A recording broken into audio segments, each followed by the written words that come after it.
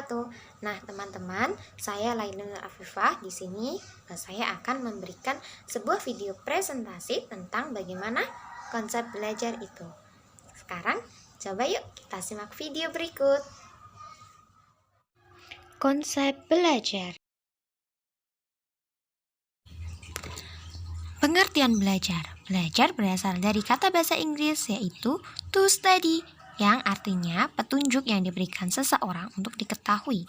Dengan demikian, belajar mempunyai beberapa arti, yaitu berusaha memperoleh kepandaian atau ilmu, berlatih dan berubah tingkah laku atau tanggapan yang disebabkan oleh pengalaman. Sekarang kita akan masuk ke pengertian belajar. Pengertian belajar ada 3. Yang pertama adalah secara kuantitatif, yang kedua secara institusional, dan yang ketiga adalah secara kualitatif. Selain itu, banyak para ahli yang mendefinisikan belajar menurut pemahaman mereka. Yang pertama adalah James O, yaitu belajar ada proses di mana tingkah laku ditimbulkan atau diubah melalui latihan atau pengalaman. Yang kedua adalah Cronbach, yaitu adalah belajar ditunjukkan oleh perubahan dalam tingkah laku sebagai hasil pengalaman. Tokoh yang ketiga yaitu ada Howard, yaitu belajar dikatakan sebagai sebuah proses yang dengannya tingkah laku dalam kata arti yang luas ditimbulkan atau diubah melalui praktik dan latihan. Nah, yang terakhir ada Kaplan, yaitu perolehan perubahan tingkah laku yang relatif menetap atau permanen sebagai akibat latihan dan pengalaman. Nah, sedangkan secara kuantitatif belajar berarti kegiatan pengisian atau pengembangan kemampuan kognitif dengan fakta sebanyak-banyaknya. Jadi, belajar dalam hal ini dipandang dari sudut berapa banyak materi yang sudah dikuasai oleh siswa. Nah, sedangkan secara institusional, belajar dipandang sebagai proses validasi terhadap penguasaan siswa atas materi-materi yang telah mereka pelajari. Ukurannya adalah semakin baik mutu mengajar yang dilakukan guru, maka akan semakin baik pula mutu perolehan siswa yang kemudian dinyatakan dalam bentuk skor atau nilai. Nah, jadi di pengertian institusional ini, nilai adalah menjadi acuan para guru bagaimana proses atau pemahaman seorang siswa. Nah, sedangkan secara kualitatif dapat dikatakan salah satu proses memperoleh arti atau pemahaman serta cara-cara menafsirkan dunia di sekeliling siswa. Belajar dalam pengertian ini difokuskan pada tercapainya daya pikir dan tindakan yang berkualitas untuk memecahkan masalah-masalah yang sedang dan akan dialami. Nah, untuk definisi belajar sendiri yang lebih kompleks diungkapkan oleh Reber yang mendefinisikan bahwa belajar memiliki 2 pengertian. Untuk pengertian yang pertama, belajar dikatakan sebagai proses perolehan ilmu pengetahuan. Sedangkan untuk pengertian yang kedua, belajar adalah suatu proses mental yang mengarah pada suatu penguasaan pengetahuan, kecakapan, kebiasaan, atau sikap yang semuanya diperoleh, disimpan, dan dilaksanakan sehingga menimbulkan tingkah laku yang progresif dan adaptif. Tujuan belajar. Tujuan belajar adalah mengumpulkan pengetahuan, penanaman konsep dan pengetahuan, dan pembentukan sikap dan perbuatan. Sedangkan komponen tujuan belajar ada 3. Yang pertama adalah tingkah laku terminal, yang kedua kondisi-kondisi tes, dan yang ketiga adalah ukuran-ukuran perilaku. Faktor-faktor yang mempengaruhi belajar dibagi menjadi 2. Yang pertama ada faktor internal, yang kedua ada faktor eksternal. Untuk faktor internal sendiri terbagi menjadi 2 poin. Yang pertama ada aspek fisiologis dan yang kedua ada aspek psikologis. Aspek fisiologis yaitu meliputi hal-hal yang bersifat jasmani. Untuk aspek psikologi yaitu meliputi pertama kecerdasan, kedua sikap, ketiga bakat, keempat minat, dan kelima motivasi. Untuk yang kedua, faktor eksternal terbagi menjadi 2 poin.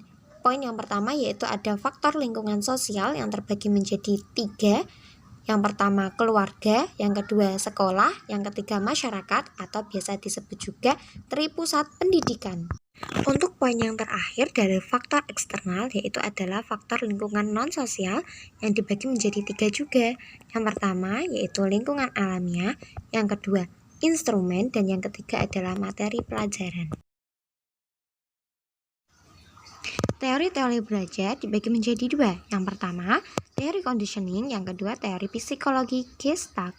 Untuk teori conditioning dibagi menjadi 2. Yang pertama, conditioning klasik atau classical conditioning, yang kedua conditioning operan atau operan conditioning. Nah, untuk teori psikologi hanya ada satu, yaitu insightful learning atau FAIL. Perwujudan perilaku belajar.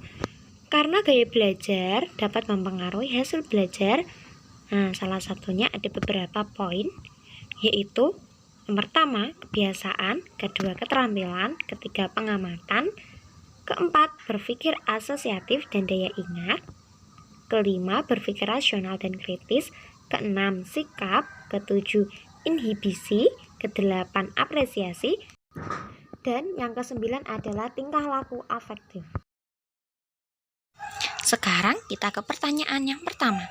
Bagaimana ya cara melatih atau mengetahui bakat seorang anak? Pertanyaan kedua, bagaimana agar seorang anak rajin dalam belajar? Untuk jawaban pertanyaan pertama, caranya adalah kita bisa menstimulasinya sejak dini, karena setiap kecerdasan memiliki cara untuk menstimulasi. Nah, kecerdasan sendiri terbagi menjadi 10 kecerdasan.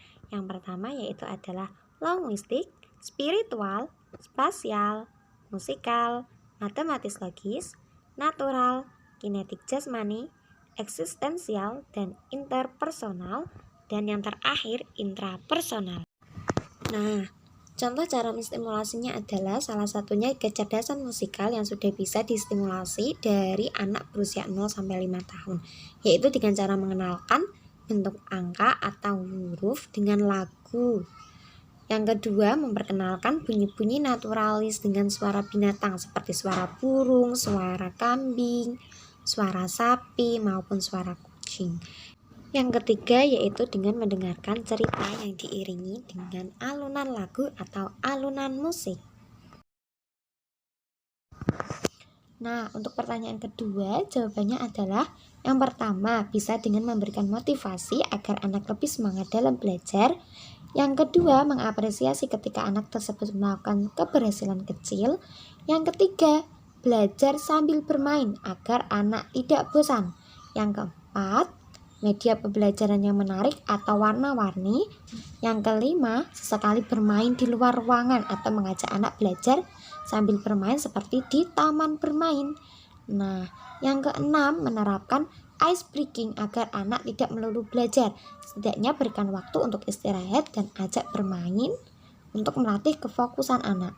Nah, yang terakhir yaitu adalah dengan durasi belajar secukupnya, yaitu tidak terlalu lama dan juga tidak terlalu pendek. Itu tadi video presentasi dari saya. Nah, kali ini saya juga akan membagikan tips supaya atau cara belajar yang efektif. Nah, yaitu tips yang pertama dengan mencari tempat yang nyaman atau menciptakan suasana yang nyaman terlebih dahulu sebelum belajar. Yang kedua yaitu adalah merangkum pokok pembelajaran. Yang ketiga, belajar bersama atau melakukan belajar kelompok dengan teman-teman yang lain. Nah, yang keempat yaitu adalah mempersingkat atau memodifikasi nama suatu singkatan atau kepanjangan yang panjang, nanti dimodifikasi atau disingkat. Nah, yang kelima adalah belajar dengan praktek. Tidak hanya belajar dan teori saja, jadi diperlukan juga teori serta prakteknya. Nah, seperti contohnya ketika kita dalam pendidikan madrasah biasanya bisa diterapkan dalam membaca kitab kuning atau membaca Al-Quran.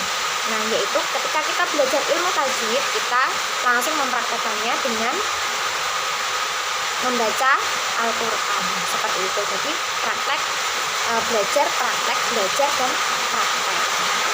Dan untuk yang keenam itu ada belajar rutin tetapi tidak lama. belajar rutin tetapi tidak ramah, yaitu cukup belajar dengan durasi yang sedikit tetapi dilakukan secara berulang-ulang.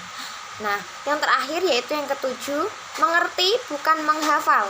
Jadi ketika kita belajar membaca, diusahakan kita mengerti apa yang kita baca, bukan untuk dihafal. Nah, teman-teman, itu dulu sekian dari saya. Terima kasih. Wassalamualaikum warahmatullahi wabarakatuh.